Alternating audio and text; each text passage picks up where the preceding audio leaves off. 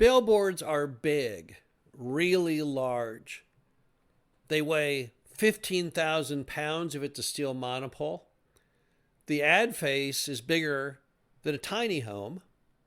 And these are not objects that you can really move. They're immovable objects. And that's why when it gets to the word guessing, the guessing can be very, very dangerous. This is Frank Rolfe, the Billboard Mastery podcast. We're going to talk about ways to not guess at things when you're building or operating billboards, but using a little simple, inexpensive methods to do a much better job. Now, let me tell you that in my track record as a billboard owner, every time I guessed, it blew up in my face. Early in my career, I didn't know any better. So I was guessing because I didn't know there was an alternative to guessing. But later on in my career, when I realized there were alternatives, I didn't always do them. Sometimes I just got plain lazy. And let me give you some tips, 3 main ways to not guess your way into bankruptcy. The first one is, how tall should the billboard be? This is one that many newbies into the industry always screw up because things always look smaller from the road than they really are in reality. None of us are very good at actually gauging or guessing objects at a distance as to what their true height is. And we also can't really guess the parallax angle, because if you look at something and put your thumb in front of it, your thumb can be bigger than the Empire State Building based on the proximity of your thumb to your eye. So here's the situation. You're building a billboard along the highway, and you got to get that billboard above all the obstructions. You've got telephone lines, you've got trees, maybe buildings. How high does it need to be? Well, you could guess at the height. You could say, I don't know. Gosh, it looks like maybe 30 feet will clear it. But that's a very, very dangerous guess.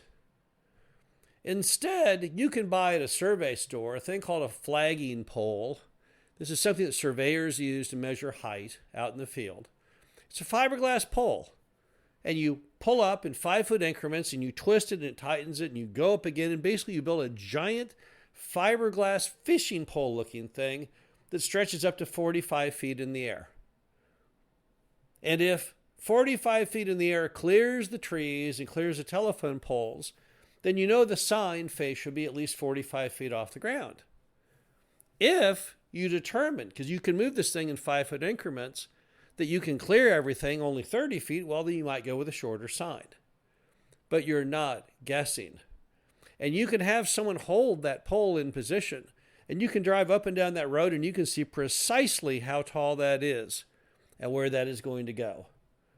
And that is a huge issue to you. That should give you so much additional comfort. Now, in some signs, you need to go even higher. 45 feet doesn't do it. And in those cases, what you can do instead is you can actually have a skyhook crane come out. That's the smallest kind of crane they make. And you can have them raise the boom of that crane up to whatever the desired height is, and again, drive up and down the road. And now we've taken the concept of guessing and we've taken it off the table. There's no risk now. We know precisely the height it should be. Now, another guessing that people get in trouble with is, where does the actual sign go? They'll look at the field and they'll say, I don't, maybe right over there. But how'd they come up with that? They're guessing. They don't really know. They kind of just look at something and say, well, I think, let's see, I got to be 5-foot setback from the highway, and I got to be 10-foot setback from the side property line. So I kind of guess that's what it is. Again, terrible idea.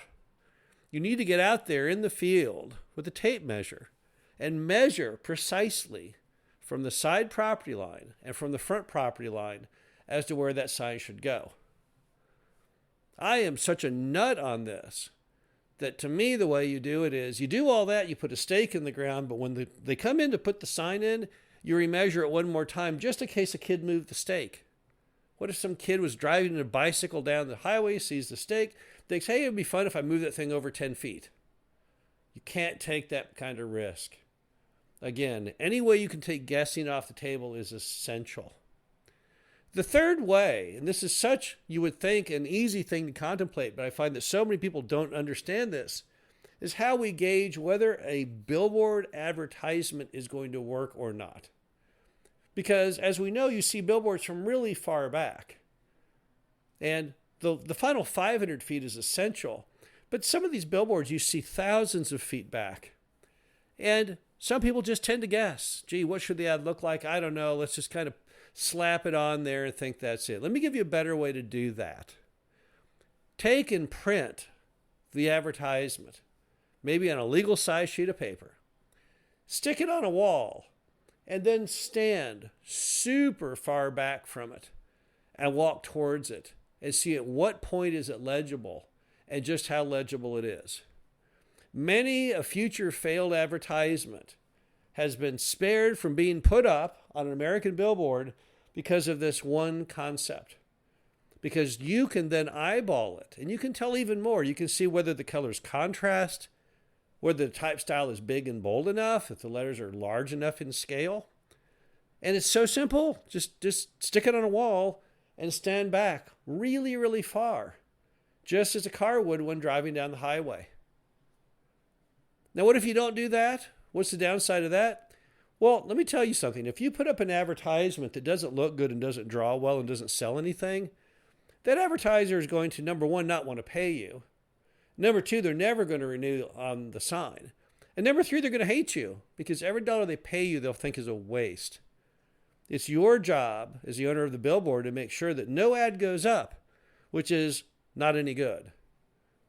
And if you must, tell the advertiser, hey, I took your ad and I stuck it on the wall. I stood far away from it and it really doesn't work well. And encourage them to do the same. Go to their office, have them do it. Because even if it's a flop and you had nothing to do with it, if a big ad agency designed the ad, you will still take the wrath of it in the end if it in fact is not successful. The bottom line is that guessing in the billboard industry is the most terrible idea.